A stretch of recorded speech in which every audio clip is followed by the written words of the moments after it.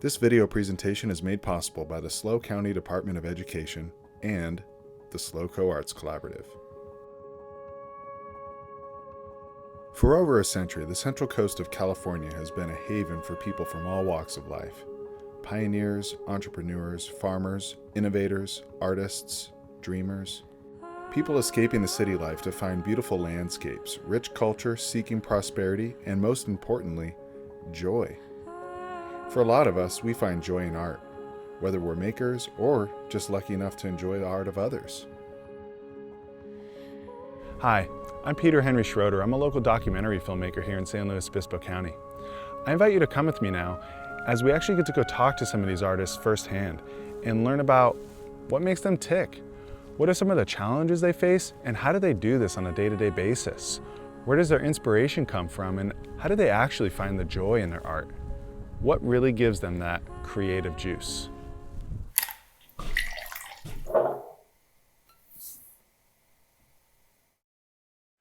My name is Roger Combs. I'm a woodworker here in Atascadero, and I make functional furniture out of predominantly wood. I do contemporary pieces, and I've definitely developed a style over the years. I've been accused of having a Danish simplicity with an Asian flavor.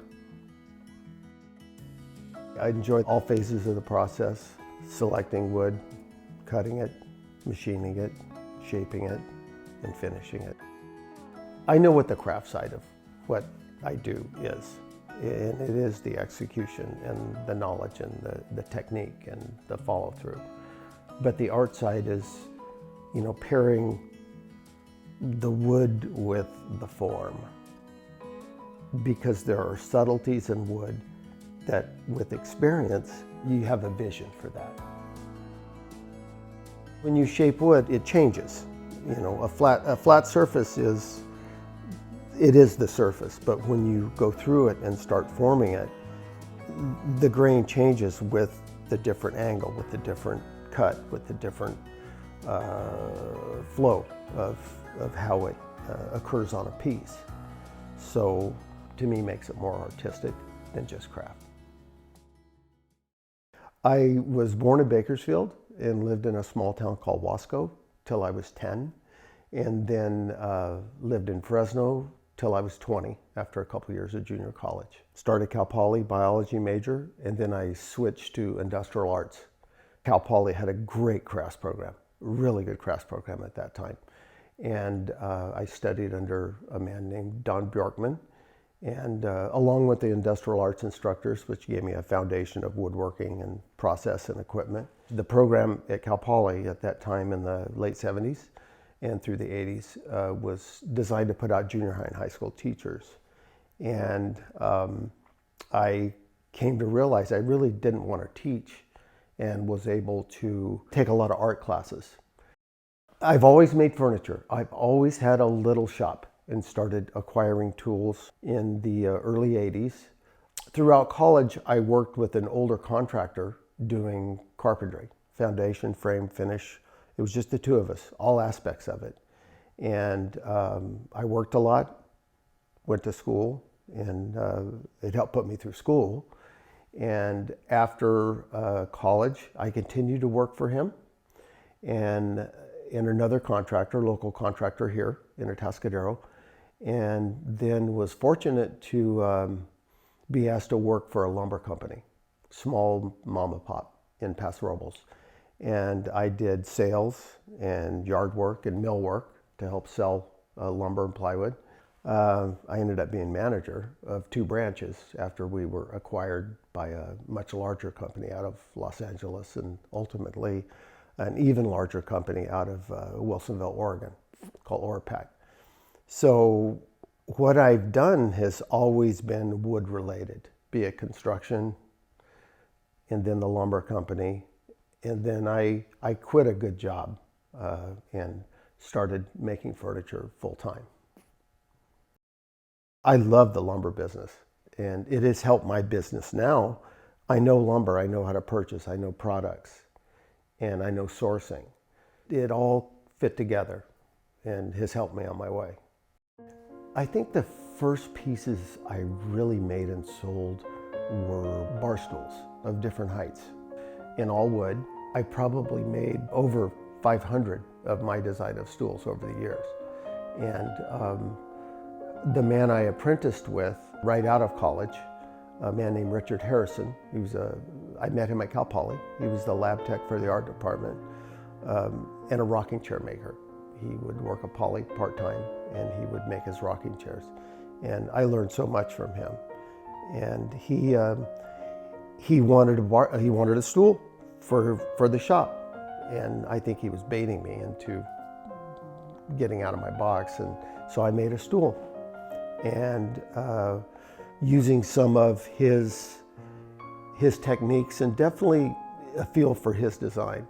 And then it really just evolved from there. I helped him make 10 rocking chairs, and when the 10th was finished, the 10th chair was mine, and my apprenticeship was over. And yeah, he was a phenomenal designer and craftsman, and I learned things I do every day here. I had done shows when I was in college, locally, in the late 70s and early 80s.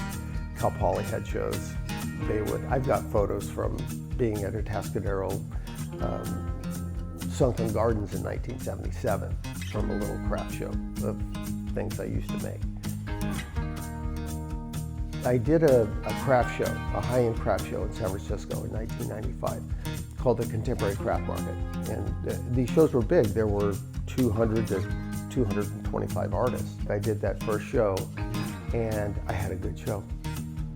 And I would do that show once a year in San Francisco. And that promoter also had a show in Santa Monica twice a year. And I started doing those. So initially through 1999, I would do 3 shows a year. And that's how I marketed my work. I met a man named Fumiki Abe at my first show. And in '96, he wrote me a letter, hand wrote me a letter, and asked me if I'd be willing to sell him sushi trays for his retail business.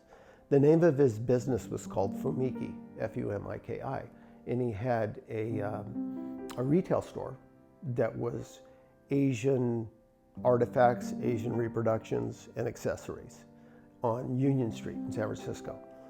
Well, he started buying sushi trays a lot from me, and which was great. I was just truly getting started with production. And then in I think it was late 1997, he says, Roger, what about putting a piece of furniture here, one of your stools or one of your tables? He never, ever outright purchased any pieces for inventory. It was always consigned. But he was a retailer, different than a gallery. He sold a lot of product. He was half my business in 2001. So he sold my work in those 3 stores. And some of my original designs were for him personally. The nightstands, bed design, dresser. Those were for Fumiki, for his own use. And he was really good to me. Put me on the map and help put my kids through college. Typically he would have orders, commissions for me, from orders he got at the store, and I would make extras. So then I would deliver up to San Francisco, take a truckload up there, and fulfill his commission orders, and then provide him with pieces for sale. And first of all, typically my commissions, like I said before, are versions of what I've done in the past. So when I've done shows, if people like my style, then we work with the logistics of function. Because say a credenza or a buffet is really a different version of, for me, at least my style, of a dresser. So you figure out the functionality of it. You want doors, you want drawers. And I don't have an ego problem. I work with clients all the time, specifically with their ideas. And I do my best to accommodate within what's logical and what can be made. And So it starts with the selection of lumber. And then I go from there. Then I plan my cuts the most efficiently, how to come out of a stick of wood. I typically don't buy lumber sight unseen, in which help with working and managing a lumber company. I know how to source wood. So these are going to be the sides for that cabinet. These are really special. When I say I book match, this is an African wood called Padauk, but you can see the repeating pattern of the book matching. I bought this lumber from a lumber company up in Windsor by Healdsburg. I was up delivering pieces.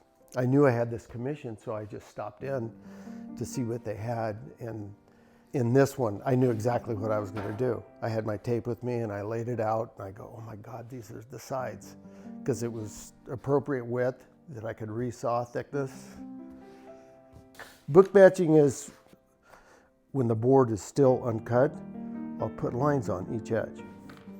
And then I keep track of them, how they come off the board. And then the book matching is you put those two sides together. Now, these aren't out of the same board. Actually, they're close though. And then I match them up. So if this was solid wood side, it would grow and shrink a lot. So with veneering, it stabilizes it. And I'm able to book match it and get that repeating pattern. This board was 8.5 inches wide, 2 inch and 3/4 thick. I was able to get 7 of these veneers out of it. This was 4 of them, and they were in order. They were all up against each other, and I just matched them. So the other 3 veneers off that board are these, and these are going to be the drawer fronts. And this is going to be the bottom, and that'll be the top. And these will cut up into drawers. Over here. And that's a very shaker thing, where they were graduatingly smaller as you worked up. So they'll go from 9 3/4 to 5 1/4. And I draw that out full scale and proportion it accordingly. So the inside is maple. I mean, it's the inside of the drawer. But I make a core out of Purple Heart, which are going to be like the legs. These will be the legs for this piece. And then there's Purple Heart here, so it'll all look like banded Purple Heart as each drawer. I was talking about sushi tray legs earlier. So I make my own poles. I've got a whole collection over here. They start out linear like this, of that shape. And these will be the poles that will go on these drawer fronts. So it's real simple.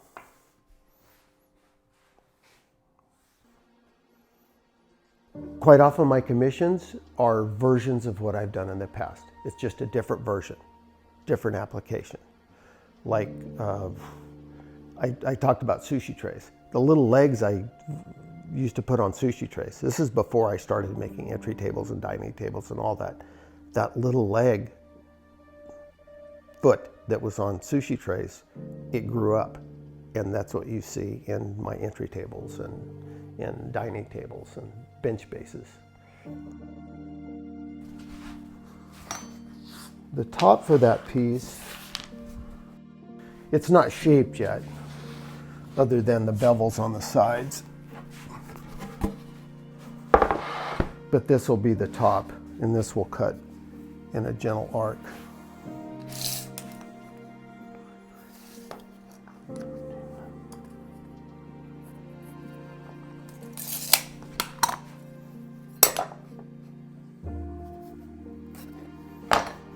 And then it'll, I think it's this template.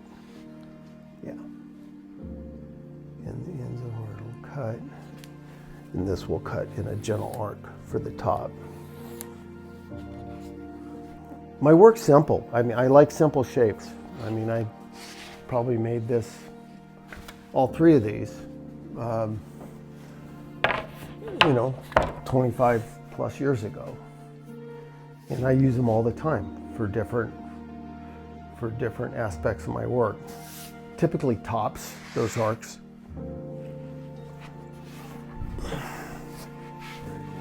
I have templates and jigs here in my shop that I love simple arcs, and I like my stools. I call it a Gumby leg. It's smaller at the top, bigger at the bottom, and I do that on my dressers, on my nightstands, on so many pieces, and it's my trademark. It's what I'm branded with. That's what I do.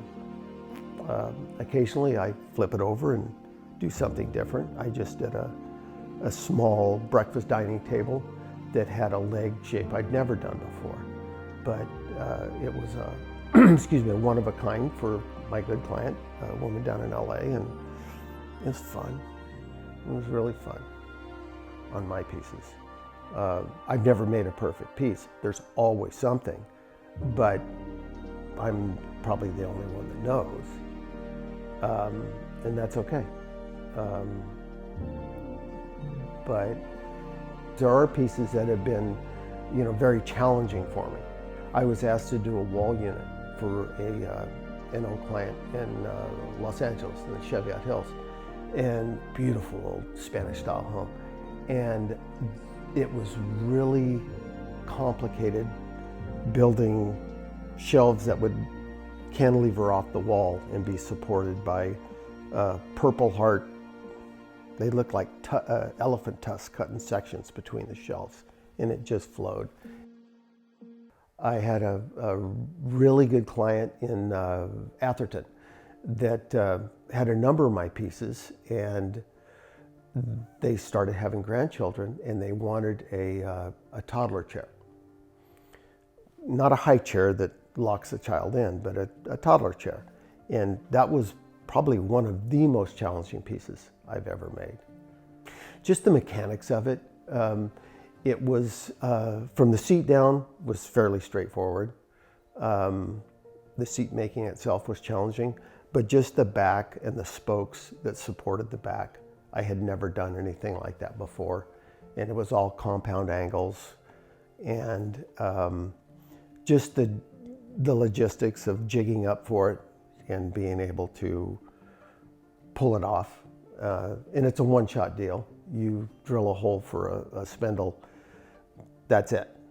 And I figured it out, and it was, so I made two. If I was gonna make one, I made two.